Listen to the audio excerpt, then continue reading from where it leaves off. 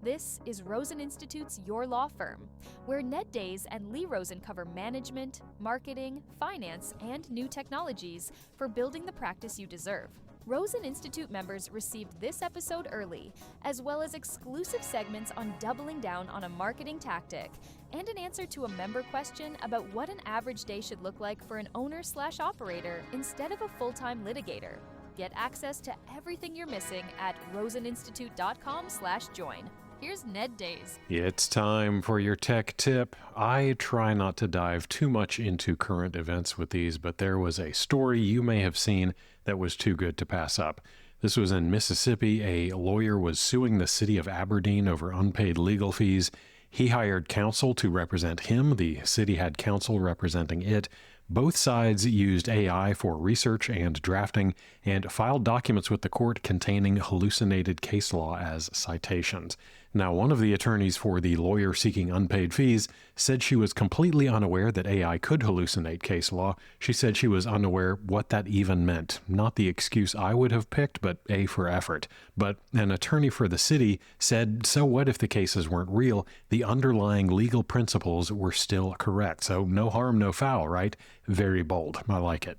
She then fibbed about a federal court conflict to avoid the disciplinary hearing. Very, very impressive. The judge, though, was not so impressed with either excuse, and she barred them from entering an appearance in any case in that district for 2 years. The local council that was apparently just rubber stamping everything got off with a fine, though, so it's not all doom and gloom.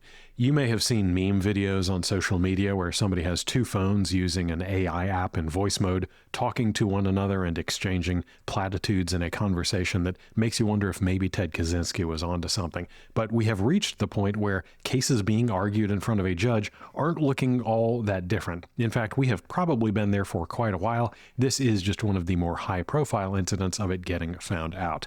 Now, as an irresponsible podcaster encouraging you to recklessly try new AI tools all the time, I do have a few thoughts on this. When I was trying to distill down our end product to new hires who weren't attorneys, I explained to them that you could kind of look at it as the clients paying our family law practice to produce a single document in many circumstances, a separation agreement. And because documents are generally the work product, it has been easy for law firms to focus on document drafting as their entire purpose for existing. But with AI coming online, document generation is a commodity. Anybody can create all the documents they want, and they look and sound really good, especially if you are either A, not an attorney, or B, just skim them and don't actually read what they say and check that they aren't making up cases and legal precedent. Generating a contract, a brief, a demand letter, or a research memo is now essentially free. It is high frequency, low friction, and nearly instant. But if document generation is essentially a commodity, then the uncomfortable question arises, what are our clients actually paying us for? But it's not like we haven't been able to generate documents pretty easily for a long time. Document assembly systems and form banks have existed forever. They weren't used as much as they could have been, but it's not like this kind of thing was completely unheard of 5 years ago. So clients were never really paying for just the documents, but now the illusion is completely gone. What they are paying for is your judgment, your insight, and your accountability. I have been saying for a long time that the soft skills are what you are actually providing, but it's even more obvious now that they are paying for the strategic line that you choose, the way you frame the problem, and your willingness to sign your name to the work and own the consequences. So the value as far as the work product goes has migrated entirely to what I think of as two bookends for the process. Directing it on the front end and verifying it on the back end. If you direct the tool perfectly but don't check the output, you basically get what you have coming to you. If you don't direct the tool and you try to clean up a generic unstructured mess at the end, you will end up wasting so much time and efficiency that you may as well have just done it from scratch yourself. You have to do both, and better prompting and context on the front side never gets you out of reviewing on the back side. I think it's interesting to compare how you might think about AI drafting and how you might think about a newbie associate. When you hand a file to a completely green associate, you don't just say, go write a brief and then sign whatever they hand you without even looking at it. You provide a lot of direction and oversight, or hopefully somebody on the team does. When they finish a draft, you read it and you probably check their citations if they're not ones that you're already familiar with. But for some reason, lawyers tend to scrutinize a human associate's work much more than they scrutinize AI output. But the human delegate is a lot more likely to raise issues and concerns and be unsure of himself than AI. He's going to hopefully be much more proactive in alerting you if there are issues. Now, that's probably annoying at first when they are constantly bugging you or somebody else with questions, but it puts everything in the correct context risk-wise. An LLM is exactly the opposite. It has no self-doubt. It has no mechanism for raising its hand and saying, hey, I couldn't find a case on this, should I stop? Unless you add a whole bunch of work on the front end. And even then, it's not a guarantee. There is no stylistic difference between truth and hallucination in what you get from the LLM. And because the output looks professional, it is easy to assume that that fluency equates to accuracy. Now, obviously, a lot of the legal-specific AI tools are created with a deep understanding of this problem, and they put a lot of safeguards in place in the way they build their products to mitigate this to some extent. But if the details of this story are correct, both parties were supposedly using legal-specific AI drafting tools. And just because you aren't citing case law in your estate plan or separation agreement doesn't mean that you get to tune this out. I am the last person who is going to tell you not to use AI for everything you can in your practice, drafting or otherwise, but using it means that your judgment, your oversight, and your expertise and your intuition are more important and more necessary than ever before. I'm Ned Days, and that's your tech tip. And now for your moment of concise advice. When I was a sensitive young man beginning work at a big, scary legal practice, I was a true jack of all trades, master of none. I knew enough about marketing and web development and technology to get myself into trouble, but not really enough to be an expert in any of them. But these were the days when even a passing familiarity with computers made you the go-to guy in most offices when it came to anything tech-related. And this was great because at first I could keep myself busy tinkering with stuff that to me just felt like a hobby. I got to stay busy, feel productive, and trade my time for money in a manner that felt very wholesome in a kind of folksy way. But pretty quickly, I was given tasks that scared the crap out of me. They weren't scary in the sense that they were so overwhelming I didn't know where to go with them. They scared me because the end goal of these projects was to replace myself as the person doing the work.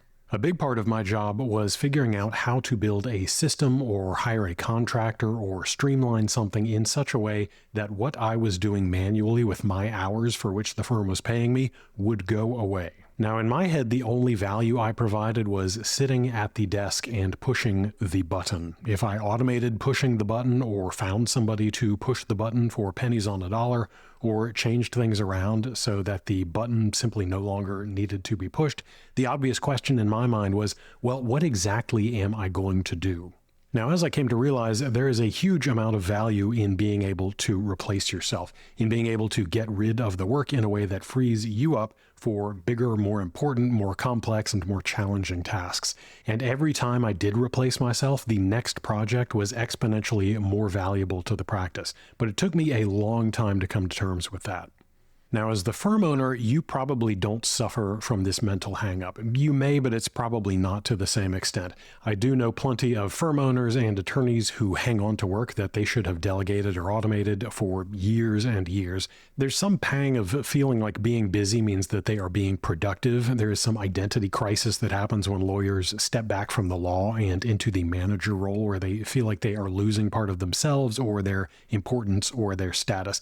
But for the most part, you get the mechanics of replacing yourself and handing off the work, especially the lower value work. In fact, a far bigger problem is that attorneys are often hiring help too early. They are too eager, but you are not your team. And chances are you have team members who are absolutely panic-stricken at the idea that they are replacing themselves or that their objective is to replace themselves.